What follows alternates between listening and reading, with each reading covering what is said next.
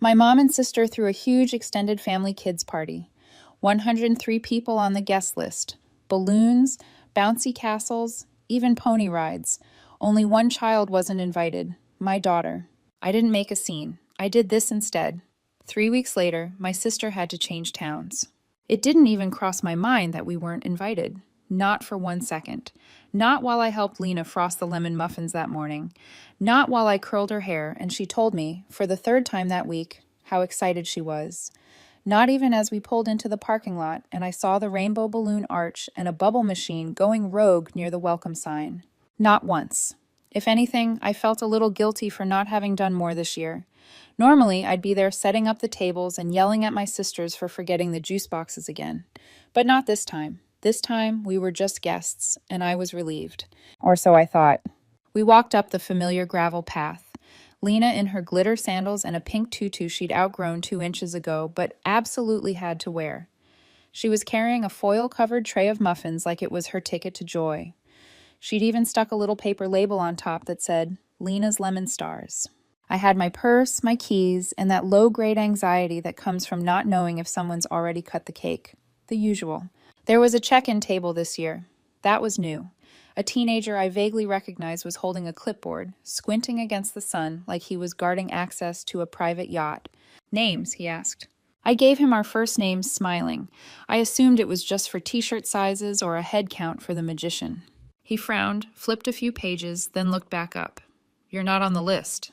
I laughed. That's okay, I think we were just missed. I'm Joe, this is Lena. We brought muffins. The kid glanced around. Sorry, I was told to only let in people on the list. I blinked. Seriously? He nodded. He didn't look sorry at all. He looked like he wanted to disappear, until I smiled. Hey, well, could you maybe check again? Last name's Hartman. We've literally never not come to this. He hesitated. Yeah, I'm really not supposed to. From the corner of my eye, I saw someone walking toward us. I didn't need to look directly. I already knew that gait. Polished shoes on grass, tight-lipped expression, event t-shirt tucked in. My older sister, Brittany, of course. She stopped next to the table and gave the teen a pat on the shoulder, like he'd done a good job blocking the trolls. Then she looked at me. Joelle. Brittany. I nodded at the tray. We brought muffins. You weren't invited. I waited. Nothing came after that. Just those 3 words. I what? You weren't on the list, she said. You weren't invited. I stared at her, waiting for the joke to land, for her to say I'd been pranked, or whatever petty thing she was doing this time. Nothing. I let out a short breath. I assumed it was a mistake. We're always invited. We're family. She folded her arms. You said you weren't involved this year. Yes, I said I couldn't organize it. I never said we weren't coming. Well, she shrugged, I figured you'd understand. Understand what? That we'd been erased? Lena tugged on my hand. Mom? I turned to her. It's okay, baby. We're just sorting something out. But my heart was already hammering. Behind Brittany, my mother appeared. She was wearing oversized sunglasses, which she only ever wore when she wanted to not be seen while being very seen. She didn't say anything. She just stood behind my sister like a security detail with pearls. Joelle, Brittany said, please don't make a scene. I actually laughed. I'm not making a scene. I'm standing at a kid's party holding lemon muffins. You're raising your voice. I'm not. People are looking. Let them look, I wanted to say. But I didn't, because Lena was standing right there, and her glitter sandals were trembling. Then came the part that'll stay with me forever. Lena looked up at Brittany, hopeful. Can I go in, though? Please? Ava said there's a rocket game. Brittany crouched to her level. No, sweetie, not today. It's not your fault. It's your mom's. I froze, just for a second. Then I leaned down, gently took Lena's tray, and turned around. We walked back to the car in silence. Behind us, someone turned up the music. A bubble popped against the back of my arm. Lena didn't say anything until we were halfway home. Then quietly, she said, You ruined it. I didn't answer, because I didn't trust myself to speak. My hands were shaking on the steering wheel. My chest felt tight. I was somewhere between burning up and freezing cold. It wasn't just the humiliation, it was the not knowing. The way they all acted like it was obvious. Like I'd done something so unspeakable that uninviting me and my daughter was somehow acceptable. When we got home, Lena went to her room and shut the door. I sat on the edge of the kitchen chair, still holding the muffins. The little paper label she'd written in crayon was smudged now. I don't know how long I sat like that. Eventually, I reached for my phone, maybe just to distract myself. That's when I noticed one of the old family group chats lighting up. It must have been a side thread from a past event, reused, renamed, and no one had remembered to take me out. At the top was a photo taken from across the lawn, but close enough to see everything. Me at the gate, Lena beside me, still holding the cake tin, Brittany standing in front of us, arms crossed. And just underneath, a comment. I don't believe she had the audacity to turn up. That's when the air left the room. I still didn't know what I was being blamed for. Not yet. But I would. And when I did something they never saw coming. Some people are bad at budgeting. Some people can't resist carbs. Me, I can't say no. I've said yes to things that made me cry. I've said sure while internally screaming. I've said of course while fantasizing about running away and changing my name. It's not even that people expect me to step up. It's that they know I will. My mother knows. My sisters know. Even my 9-year-old has started to catch on. I'm not proud of it, but there it is. I once stood in front of a mirror, practiced saying no like it was a foreign language. Then drove to my mother's house and agreed to organize a 60-person brunch for my aunt's 3rd wedding. I was 9 weeks pregnant. The only thing I should have been organizing was a nap schedule and ginger ale rotation. Instead, I was negotiating centerpieces with my mom while discreetly vomiting into a reusable grocery bag. She barely looked up. Joe, can you just take care of the seating chart? Brittany's too busy with the cafe, and Rachel doesn't do well with Excel. I'm the middle sister. Brittany is older, polished, commanding. The kind of person who speaks in bullet points. She runs a cafe in town. Not a cozy kind, but the sort that has overpriced foam art, oat milk policy signs, and an Instagrammable corner wall. She's always being praised for being put together, but that's mostly because she's always surrounded by people like me, doing the dirty work. Rachel is younger, emotionally soft, the baby. She cries easily, panics when plans change, and generally floats through life waiting for someone to solve things. That someone has always been me. Then there's my mom. Done in vintage pearls, critical tone, suspiciously good at ignoring things that don't match her version of events. She favors Brittany so blatantly it could be used as a teaching aid in a psychology course. Brittany can do no wrong, even when she's actively doing wrong. Rachel gets babied. Me? I'm useful. That's not bitterness, that's logistics. Growing up, I was the one who got things done. If Brittany forgot to prep her science project, I stayed up with her until midnight building it. If Rachel lost her costume the night before the school play, I turned a paper bag into a vest and wrote her lines on my hand so she wouldn't forget them. If Mom needed help prepping Christmas dinner, I was mashing potatoes before I had boobs.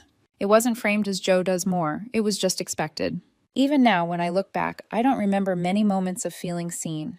I remember feeling useful, and somehow, over time, I let that become the same thing. When I got married, nothing really changed.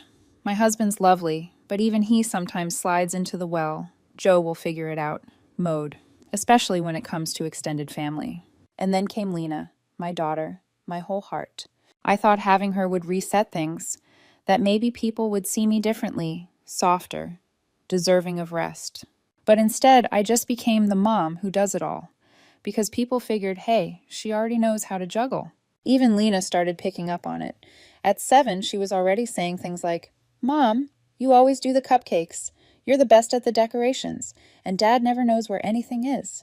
Anyway, it hit me one day, in the middle of making 3 separate lasagnas for 3 separate potlucks, that I was raising a daughter who saw me as a convenience. And not because she was selfish, because that's how I trained her. That's how I trained everyone. The breaking point came earlier this year. We were planning a milestone birthday party for a cousin. Something big.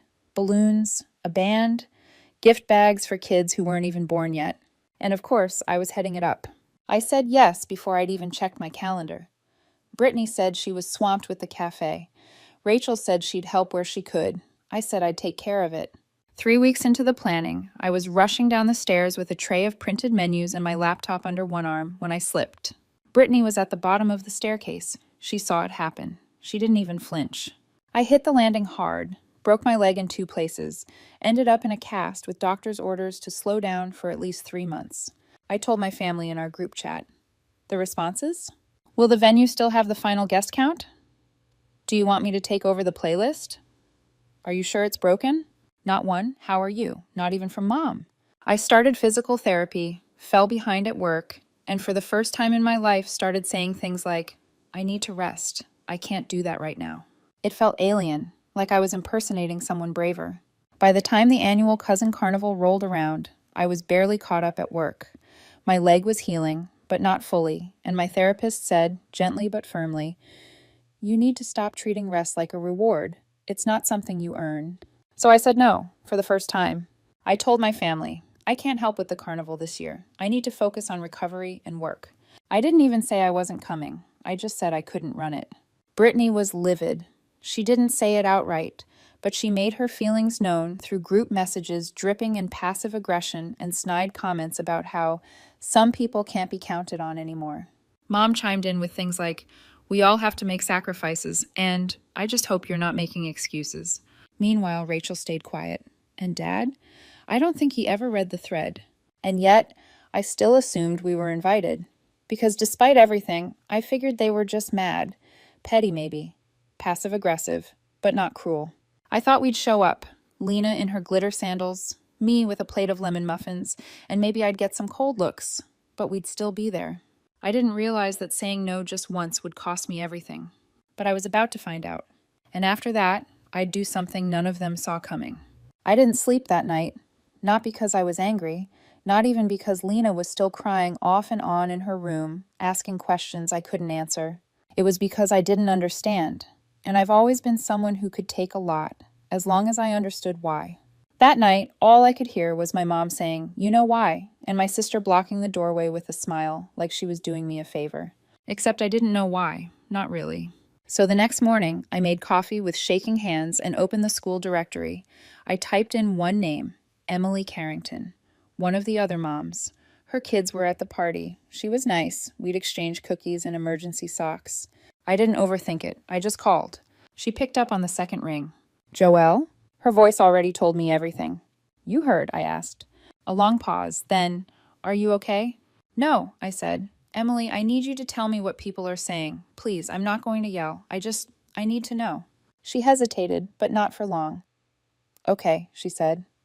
Oh, Brittany told everyone you were supposed to organize the party this year, that you confirmed everything months ago, venue, caterers, all of it. What? And then you just disappeared. She said you stopped answering texts, that you were overwhelmed and not doing well, that you pulled out last minute and didn't tell anyone. That's a lie, I said flat. I figured it might be, she said quickly. But that's what people were told, that you bailed the week before, that your leg wasn't really that bad anymore, and that you might have taken the money. I blinked hard. What money? She said she gave you the funds to cover the deposit, and that you never paid the venue. People were scrambling to fix it last minute. I couldn't even speak. I felt like I'd been slapped. Emily, I told them I couldn't organize it this year. I said it a month in advance. I have a doctor's note. I was barely off crutches. I believe you, she said. Honestly, the way Brittany told it, it always felt off. But she said it so calmly, like she was worried about you. Of course she did. Lie better. Smile bigger. I ended the call politely, said thank you, hung up. Then just sat there for a full minute, staring at my reflection in the microwave door. And then I called Brittany. She picked up immediately. Hey, Joe. Her voice was syrupy, the same tone she used when she needed me to volunteer for something last minute. I didn't waste time. You told people I was supposed to organize the party. A beat of silence. Then, what are you talking about? Emily told me. You said I bailed, that I took money, that I ghosted you. Another pause. Joe, people misunderstood. I never said you bailed. Then what did you say? That you had a lot going on, that you weren't in a place to handle it. I told you I couldn't do it. I said it clearly, a month in advance. You've never said no before, she snapped, suddenly sharp. You assumed I'd show up anyway, I said. Well, yeah, she said, like it was obvious. I thought you were just stressed. You always pull through. I didn't think you were actually quitting. I didn't quit, I said. I set a boundary. And you threw me under the bus. That's not fair, she said. I was under pressure. Everything was falling apart, and you just walked away. I had a broken leg, Brittany. You were walking just fine. I actually laughed. You do realize physical therapy isn't magic, right? It doesn't mean I can run a 100% carnival. I'm sorry if I hurt your feelings. This isn't about feelings. You told people I stole money. I never used that word, she snapped. You implied it. You let them think it. And you made my daughter feel like trash in front of 100 people. She didn't say anything.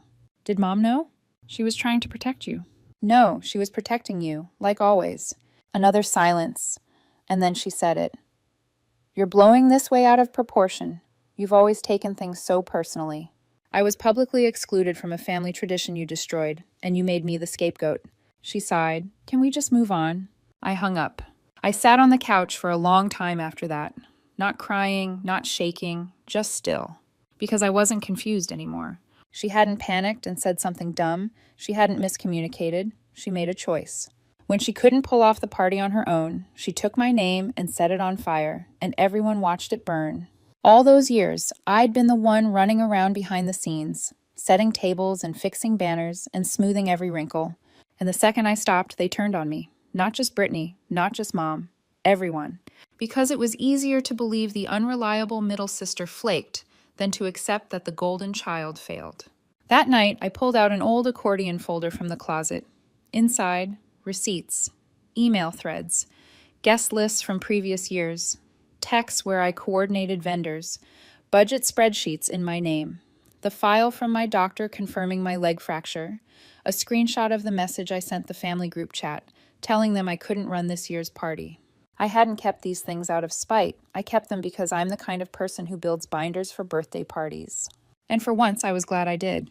I put everything in a new folder, created a backup on a flash drive, printed things out, stacked it all neatly. I didn't know what I was going to do yet, but I knew this. I was done being the default. I was done letting people rewrite the story just because I wasn't loud enough to stop them. And I was about to do something they never saw coming. I didn't write anything emotional. No dramatic subject line. No long monologue about betrayal or forgiveness or how hurt I was. I just put the facts down in an email. Short, cold, bullet point clear. The subject line was Clarifying Misunderstandings. Joelle Simmons. I attached screenshots of the group chat where I said clearly that I couldn't organize the party this year.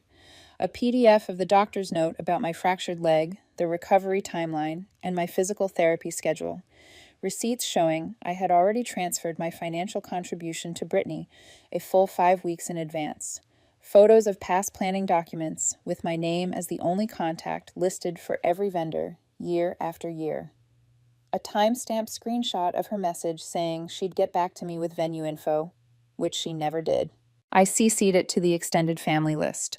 Over 100 people, including several parents from Lena's school, a few teachers, and of course, Brittany and my mother. Then I hit send. Then I shut my laptop. Then I waited. It took less than 15 minutes.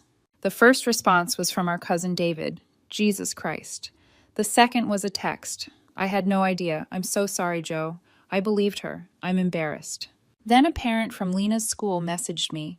We'd love to have Lena over for a play date. My kids were really upset when they heard what happened. And then it just kept going. People had questions. People wanted to know how Brittany thought she'd get away with this. How long had she been doing this kind of thing? Was this just a one-time panic move, or had she always been this calculating? A few even started talking about her on the town parent forum, not anonymously, by name. Joelle didn't deserve what happened at that party. Her daughter didn't deserve it either. I don't know how you come back from that. And that's when the cafe started emptying out. It didn't happen all at once. No boycott, no picketing, just silence. No foot traffic, no moms with strollers, no teacher book club meetups on Friday afternoons, no Instagram stories tagging their signature cinnamon croissants. And Brittany noticed fast. By week 2, she had taken down the now hiring sign. By week 3, she stopped posting to social media. By week 4, I heard from a neighbor that she was trying to sublease the space. Mom didn't call until the end of week 5. I let it go to voicemail the first time. She left a message that started like she was checking in. Hi, honey, just wanted to see how you were doing, and ended with, It's really gone too far. You need to fix this before your sister loses everything. I didn't call back. So she showed up. It was a Thursday afternoon. I was folding laundry and listening to a podcast about salamanders, because that's what it takes to not think about your mother showing up on your doorstep uninvited. Lena was still at school. The knock came like it always did. 3 fast taps, then 1 long pause. I didn't need to look through the peephole. I knew. I opened the door and stepped outside, blocking the entryway. Mom looked tired, but not sorry. She's moving, she said without a hello. She's closing the cafe. She says she can't stay here anymore. I said nothing. She's your sister. Still nothing. She made a mistake, Joe. We all have. But what you did, you humiliated her. I raised an eyebrow. What I did was tell the truth. You could have done it privately. You could have defended me, but you didn't. She needed help. So did I. I had a broken leg and a kid crying in my car while you both told me to leave. Her face twitched, just a little. Brittany's not perfect. She lied, over and over, and you helped her do it. She looked away then, jaw clenched. For a second I thought she might cry, but instead she pulled herself upright, like she was the one with the moral high ground. She's leaving town. Are you happy? Happy? No, not even close. But I wasn't sad either. What I felt was done, like something heavy had finally been cut loose. She looked at me again, a little sharper. You always had to make things difficult. I gave a dry smile. No, Mom, I always made things easier for you. You just didn't notice. She blinked. I stepped back, just enough to make it clear the conversation was over. Tell Brittany I hope she finds peace somewhere, but I'm not fixing this. Then I closed the door. And this time it felt good. Later that week, my husband asked if I wanted to help organize the fall neighborhood potluck. He said it like it was a casual question, like I hadn't spent the last decade buried in sign-up sheets, and just one more thing. I didn't hesitate. I looked up from my coffee, smiled, and said, no. Just like that. No explanation, no apology, no nervous laugh. I didn't flinch. I didn't try to soften it with maybe next time or I wish I could. Just no. And the world didn't end. The sky didn't fall. He blinked, nodded, and said, fair. I think that was the moment I realized I'm not scared of being the bad guy anymore, not if the only alternative is being invisible. It's been a year. I don't talk to my parents much anymore. My dad checks in every now and then. My mom, not so much. They moved a few months back to be closer to Brittany and her kids. Make of that what you will. What surprised me was my younger sister, Rachel. She showed up one afternoon with coffee and said, I've been thinking. I followed their lead too much. I shouldn't have.